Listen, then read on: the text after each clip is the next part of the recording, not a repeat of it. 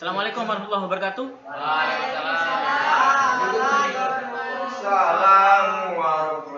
Oke, pada kesempatan kali ini saya akan menjelaskan fungsi n.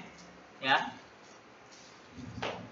fungsi n adalah merupakan salah satu fungsi logika di antaranya adalah fungsi logika yang lain seperti if, and, or, ya, not. Nah, itu ya. Oke, ini adalah fungsi n. Adapun sintaknya, nah, rumusnya adalah sebagai berikut: n, logical 1, logical 2, logical 3, dan seterusnya. Titik 3 ini menunjukkan bahwasanya fungsi itu bisa melebihi dari ketentuan, ya. Logika yang diuji bisa melebihi dari ketentuan.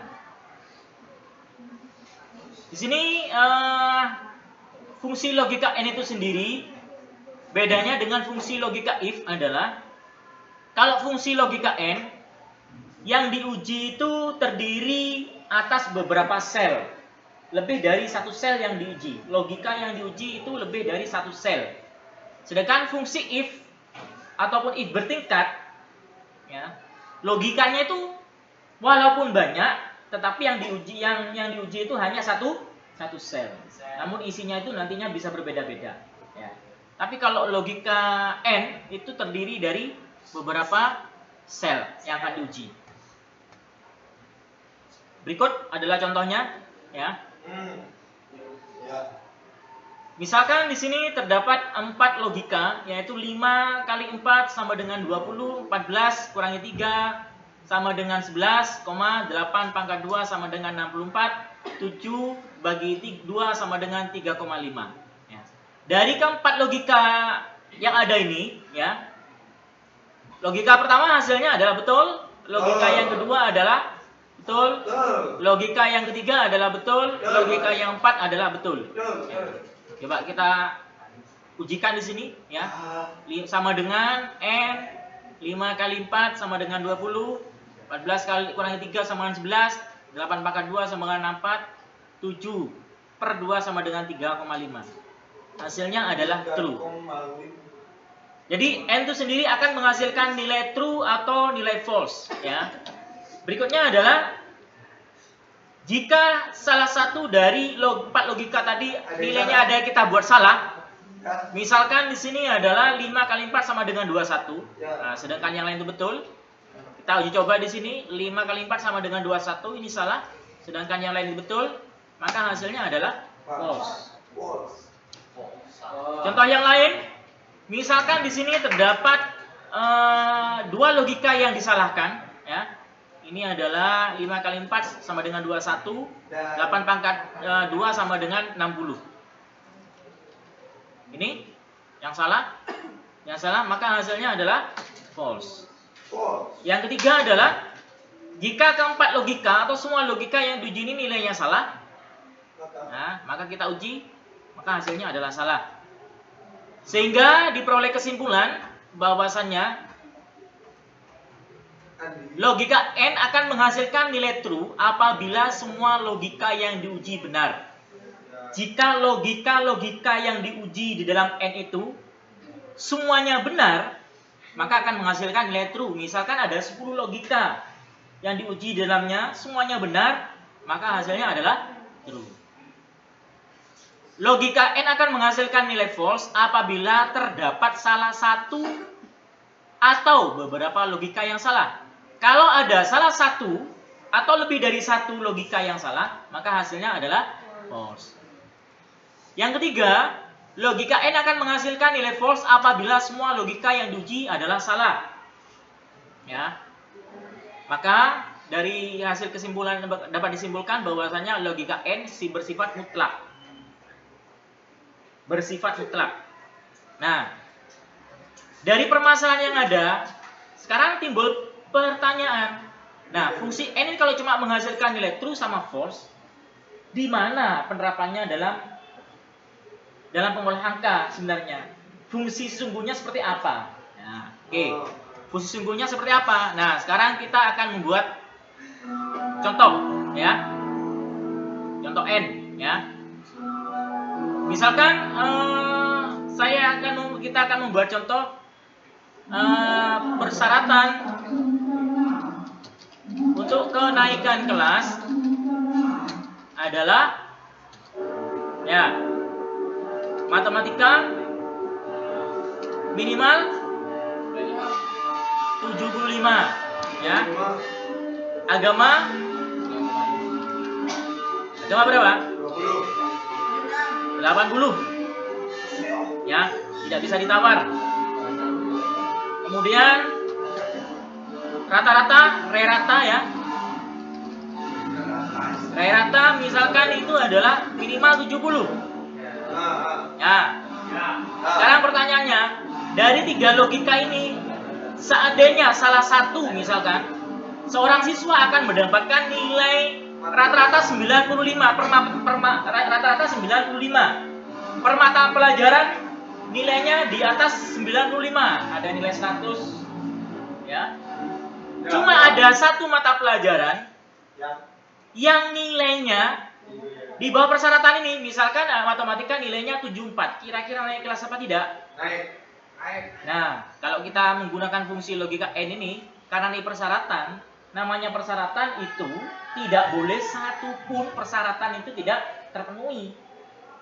Ya, namanya persyaratan, seandainya pun semua nilainya sangat baik, tapi ada satu persyaratan tidak baik, tidak memenuhi, maka dia tidak akan lolos. Bagaimana kalau seandainya persyaratan itu semuanya, persyaratan yang diperoleh itu semuanya nilainya pas, minim tapi pas. Nah, kita contohkan di sini, misalkan mat, di sini agama, re-rata, ya. Kemudian di sini misalnya Andi, Yuwanita, Solihin, misalnya. Oke. Dari ini misalnya Andi dapat 89, nah 97 ya. Ya. Ratanya adalah 4 ya. Sorry. Ini rata-ratanya adalah 74. Rata-ratanya adalah 74. Yuwanita misalkan nilainya adalah matematikanya bersangkutan dapat 75, agama dapat 81 ya. Kemudian rata-ratanya adalah yang bersangkutan hanya mendapat 70 misalkan. Kemudian Solihin nilainya adalah 99 ya. Agama juga nilainya adalah 79. Nah, ini adalah 98. Nah, apa yang diperoleh hasilnya ya? Keterangan. Nah, fungsi logika n supaya tidak menghasilkan nilai true atau false, nilai true sama false ini akan digantikan dengan sebuah kata-kata ya. Maka fungsi n ini bisa dikombinasikan dengan fungsi if ya. Di mana fungsi if itu sendiri adalah berisikan logical test if value true, if value false. Nah, logical test ini akan digantikan dengan fungsi n. Logical test if itu akan digantikan atau akan disubstitusikan dengan fungsi n. Nah, sekarang sama dengan if ya. Ya, kemudian n. Logicalnya kan n. Di sini logical testnya adalah n ya. Jika matematika lebih besar sama dengan 75, minimal 75 ke atas ya. Kemudian untuk agama minimal berapa? 80 ke atas. Kemudian sisanya adalah rata-rata minimal 70 ya, 70 ya. 70. Nah, logika ini kan yang karena beberapa logika yang terdiri dari beberapa sel ini kan diuji oleh n ya. Tapi semua ini dianggap satu logika oleh if ya. Dianggap satu logical test. Kemudian ini kan logical test ya. Ini adalah logical test semua, tapi logical testnya itu berisikan n ya. Kemudian hasilnya adalah if value true-nya apa? If value true-nya adalah naik kelas ya. Ya. Naik ya. If value false-nya jika bertentangan adalah tinggal. Oke. Tinggal ya. Oke. Sekarang kita tutup ini ya. Wah, my God. Ya. Oh, tinggal. Maka akan diperoleh bahwasanya yang tinggal kelas itu adalah solihin dikarenakan nilainya Gending. 79. Nah, ini. Seandainya pun nilainya ini 100 ya. Seandainya pun semuanya nilainya 100. Seandainya pun nilainya semuanya 100 ya. Karena ada satu apa namanya? Tidak memenuhi atau tinggal. Walaupun yang Yuanita ini adalah nilainya pas-pasan, tapi semuanya memenuhi, maka dia akan naik. Namanya persyaratan itu mutlak. Jadi kalau kita misalnya akan melamar sebuah pekerjaan, ya, persyaratannya atau melamar pekerjaan atau memasuki sebuah sekolah, persyaratannya itu harus sekian, itu harus dipenuhi. Tidak boleh satupun yang tidak dipenuhi. Nah. Oke, contoh lain, ya. Ini ada sebuah contoh. Misalkan ada contoh seperti ini. Nah, penerimaan PT Garuda membuka kesempatan bagi pilot baru dengan persyaratan minimal pendidikan adalah SMK penerbangan ya atau SMA, diploma 1, diploma 2, S1, S2, S3 kira-kira diterima ya. Minimal adalah SMK. Kalau pendidikannya minimal lebih besar dari SMK pasti diterima ya. Bagaimana dengan SMA? Tetap diterima. Oke. Tinggi badan minimal 175 ya. Berat badan ideal ya. Mampu berbahasa Inggris, sehat rohani dan jasmani. Oke, sekarang pendidikan. Nah, sistem tidak akan memahami itu pendidikan SD, SMP, SMA bisa diwakilkan dengan sebuah angka, bisa ditranslasikan dengan sebuah angka. Jika nilainya 1 adalah SD, jika nilainya 2 adalah SMP, 3 adalah SMK, 4 D2, 5 D3, 6 S1, 7 S2. Ya. Berarti kalau di sini misalnya 6, berarti yang bersangkutan pendidikannya adalah S1. Tinggi badan lebih besar dari 75. Berat badan ya ideal misalnya lebih besar dari 60.